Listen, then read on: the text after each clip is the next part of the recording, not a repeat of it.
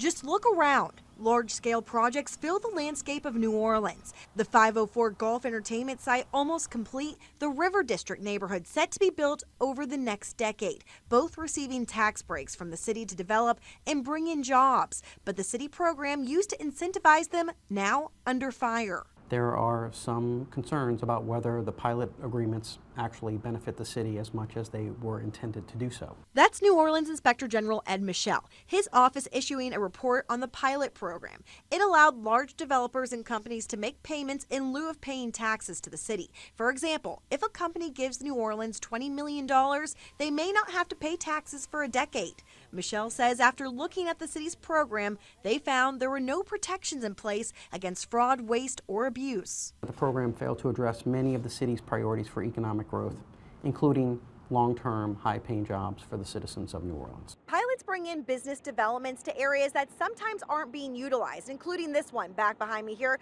which will soon become the new River District, bringing in hundreds of jobs, but also hundreds of affordable housing.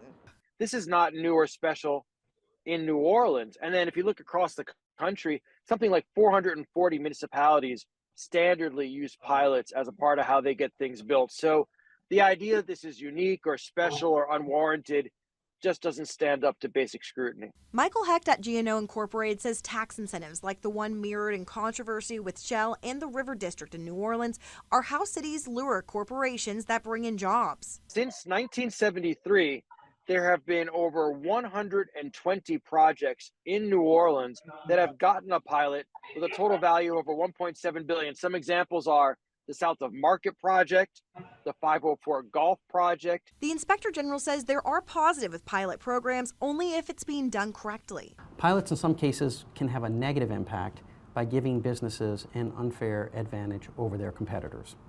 Pilots can also erode the tax base or transfer the tax burden to other taxpayers if the development increases the local government's operating expenses. The current concerns within the program are not new. In 2018, the Mayor's Office of Economic Development hired a consultant to evaluate the New Orleans economic incentive programs and found the same problems that IG is flagging today. The program failed to address many of the city's priorities for economic growth, including long-term, high-paying jobs for the citizens of New Orleans. You just can't make it off of $36,000 a year.